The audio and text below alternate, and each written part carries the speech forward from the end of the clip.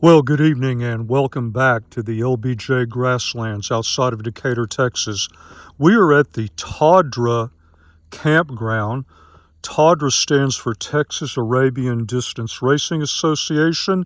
This is a campground that also serves as a trailhead for all the named trails here at the Grasslands, and you can in fact see the trailhead marker right in front of me. Well, tonight's exercise is going to be very interesting. It will be a dual test of the new POWERTAC M5 G3. Now, this is largely a G2 with upgraded charging. I've reviewed the G2. You can see that review on the channel. You can look at the beam shots.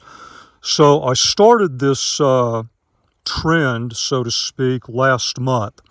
And that was, let's say you're out in an environment like this on a day hike, you get really jammed up, bad things happen to good people, get really lost, and trust me, I've helped a lot of people out here at the Grasslands, even during the day with maps in their hand and very good hiking skills.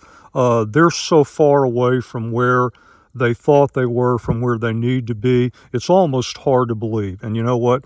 Stuff happens. Okay.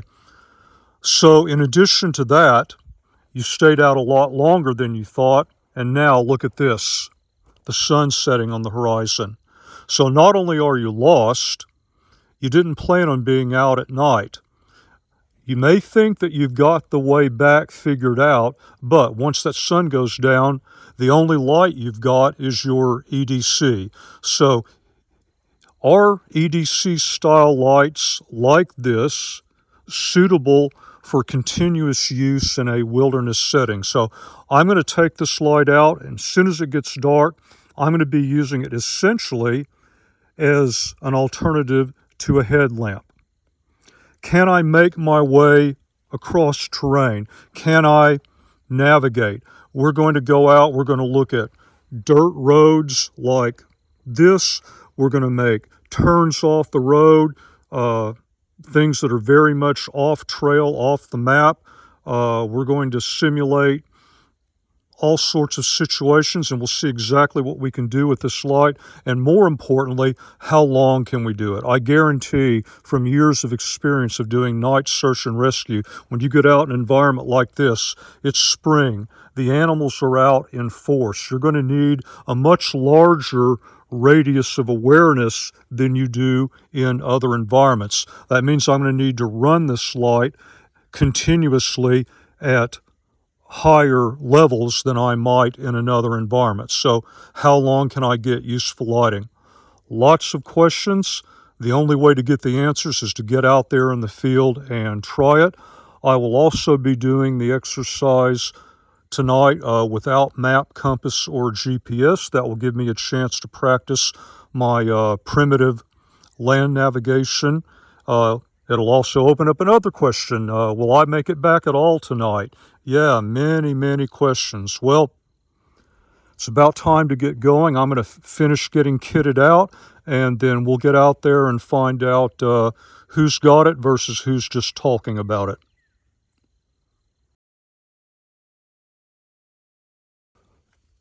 All right, I've got my headlamp on just so we can make note of the start time. Even though we do have some sun left on the horizon, I'm going to go ahead and get started. I'm turning the light on. We are in medium mode right now, and I'm just going to leave it, and let's get started.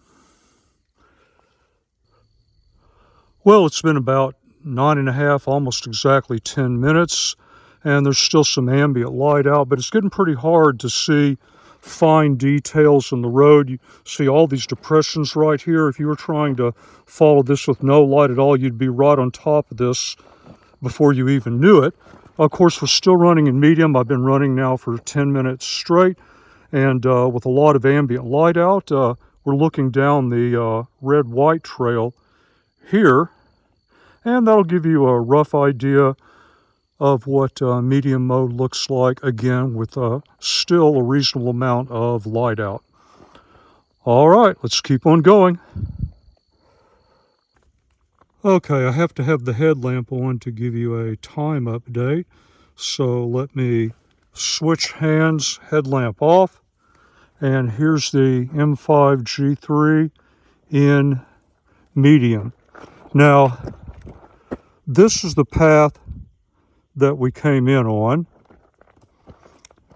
This is actually a shortcut trail. So, well, let's suppose that we were lost. We came back along this way. We remember the road, so we got on the road, but we also remember that we made some sort of turnoff, but we can't remember where. GPS is going haywire tonight. That's happened to all of us before. So I just wanted to show you what this looks like in medium mode. I just bumped it up to high. Down this direction. And we'll scan all around again in high.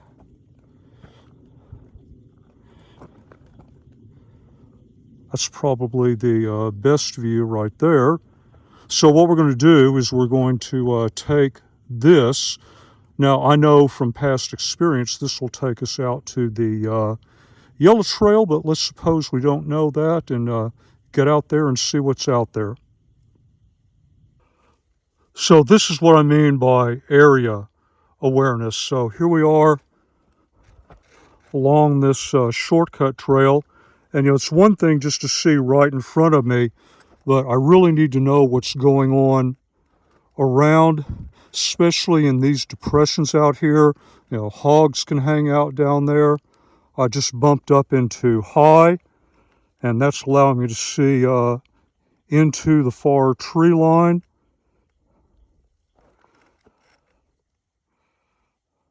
All right, let's keep on going. So we've hooked up with the Yellow Trail back to running in medium. Let's say we don't remember this at all, so this turned out to be pretty much a dead end, so we're going to go back the way we came.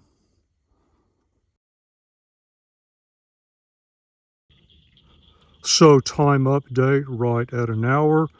Let me switch hands, headlamp off, and here we are in medium, looking out over a pond. Can just barely make out the edge of the pond, but that's a good 90-100 yards away. Bump it up into high, and I've got absolutely no problem.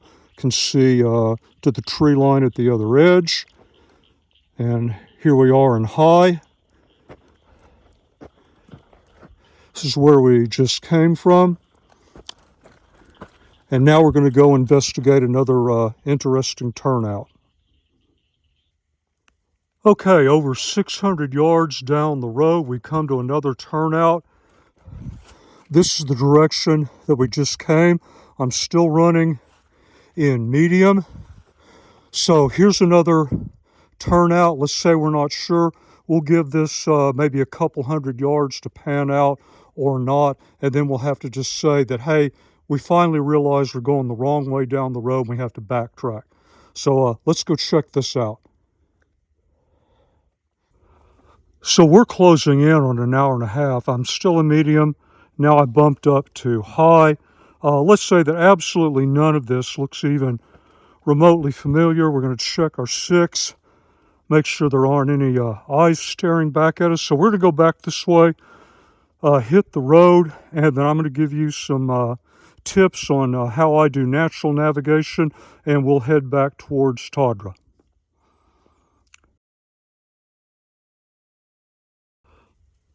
So here we are back where we started. How would I get back to Tadra? Well, the number one thing I use for orientation out here are those radio towers in the distance. I know from where I was at Tadra, those are almost due northeast, and I know the relative size of those towers when I'm at Tadra. So I definitely know I need to head in this direction. I also use Saturn, which you can't see from here, and the North Star. Also use constellations as they come available.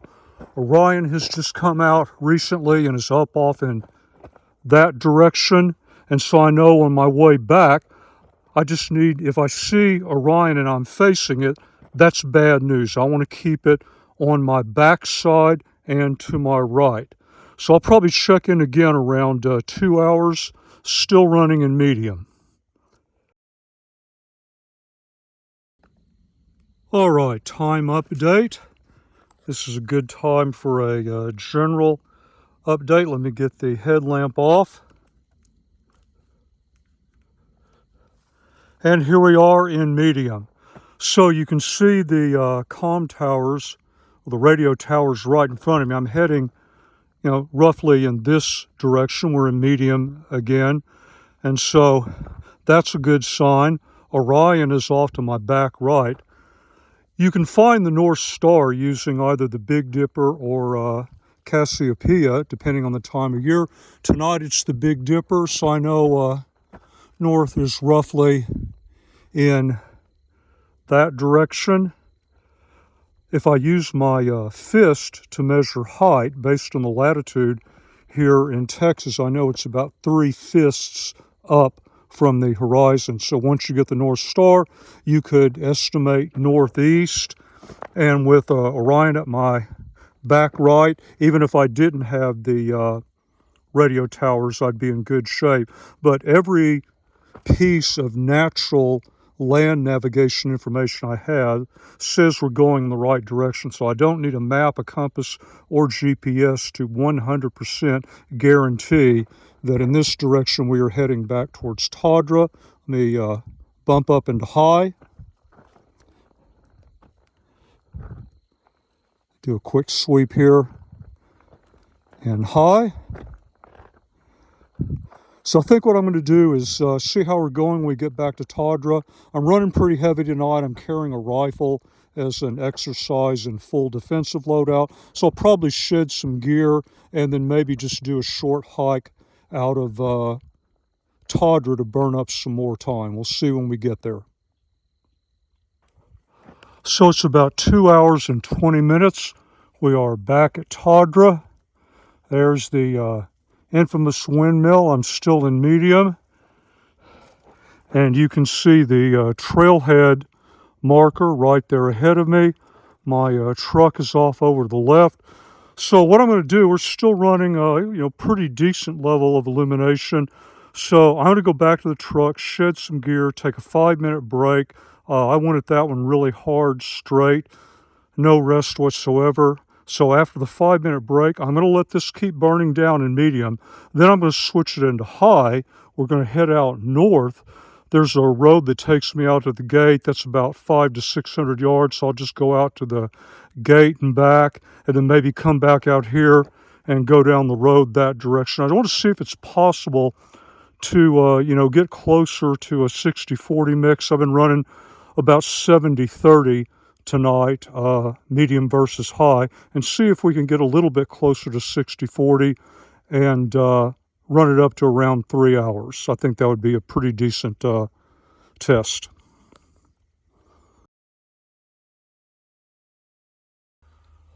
So we're right back where we started. Time update. Do the hand switch. Headlamp off. All right, here we are in medium, looking out at the trailhead marker. Now I just bumped it up to high, and I'm going to leave it in high. What I'm going to do is follow this road roughly north out of Tadra, take it about not quite 600 yards, and that will take me to the gate that surrounds this area. I'll just do an out and back and chew up some more time. So here is the gate. We've definitely lost a little bit, not a lot. This is still extremely useful light. There's kind of an open area that I just passed. I happen to know the distance to the tree line from a prior exercise. I've got the M5G2 with me. I think what I'll do is put it on high and put the two beams side by side and do a comparison.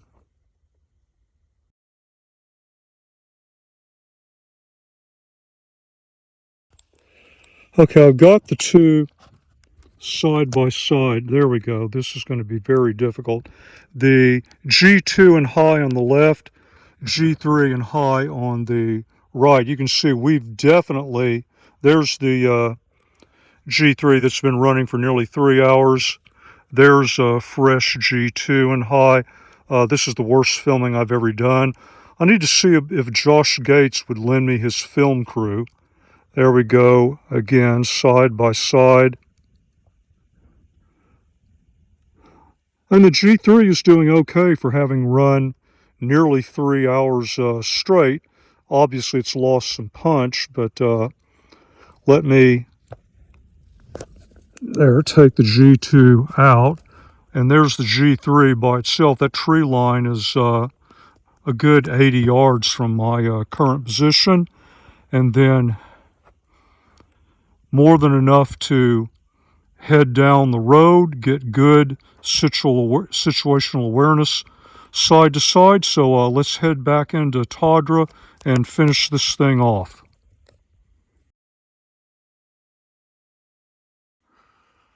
So for the last time tonight, time check, made it exactly 3 hours. You know the drill. Switch hands, headlamp off, and one last sweep in high.